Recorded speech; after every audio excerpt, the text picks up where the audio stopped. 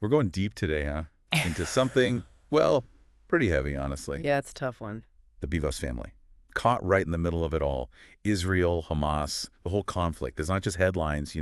This is real people's lives, Yeah. just shattered. And it shows just how fragile, any attempt at peace can be. We've got news reports, firsthand accounts, expert analysis, the whole 9 yards, trying to piece it all together. It's a real roller coaster. Hope, then despair, then more questions than answers. The whole thing just underscores how complicated this conflict really is. So, ready to get into it. Yeah, let's do it. So for everyone listening, we need to go back a bit to October 2023. The Bibas family, that's Shiri, Yarden, and their 2 little boys. Ariel was 4, and baby Kefir was just 9 months old. They were living in kibbutz near Oz. Kibbutz. Right, a kibbutz. It's like a communal settlement in Israel, kind of like agriculture, collective living, that sort of thing. Peaceful, close-knit community. Exactly. Makes what happened next even more, I don't know, just unreal. October 7th, Hamas launches this massive surprise attack into Israel. And the Bibas family, they're among those taken from near Oz, abducted. I mean, can you imagine the terror? Just ripped from your home like that. It's just, I can't. Unimaginable. And for months, nobody knew what happened to them. Total mystery. Then there's a glimmer of hope. February 1st this year, 2025. Yarden, the father, he's released alive.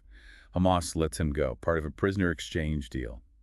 It felt like maybe, just maybe, things were going to, I don't know, move towards some kind of resolution. Hostage negotiations, they've always been a huge part of this conflict, way back from the very beginning.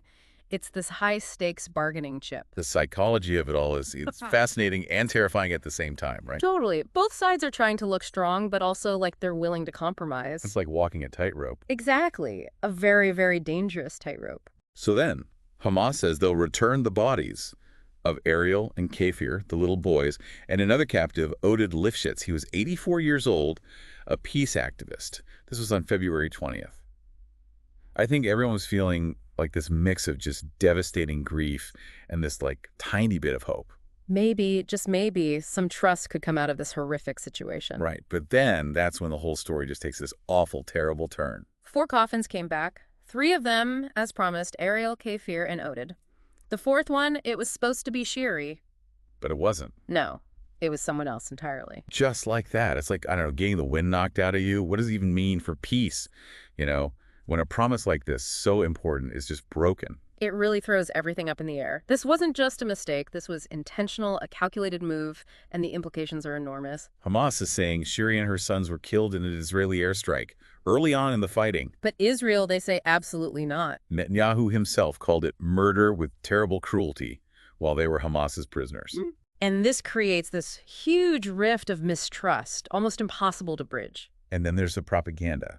Both sides using it constantly. It's so hard to know what's actually true. Where do you even start to find a way forward with all of this? That's the million-dollar question, isn't it? We need independent verification. International groups, they have to get involved. Investigate these incidents, make sure people are held accountable. Otherwise, it's just a shouting match. Truth gets lost in the noise. Absolutely. And we can't forget the trauma, the lasting damage. For families of hostages, it's unimaginable. The not knowing, the waiting, the pain.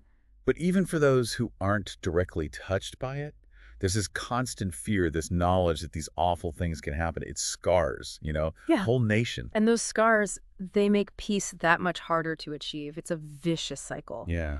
Anger, resentment, revenge. It makes compromise, forgiveness, it feels impossible.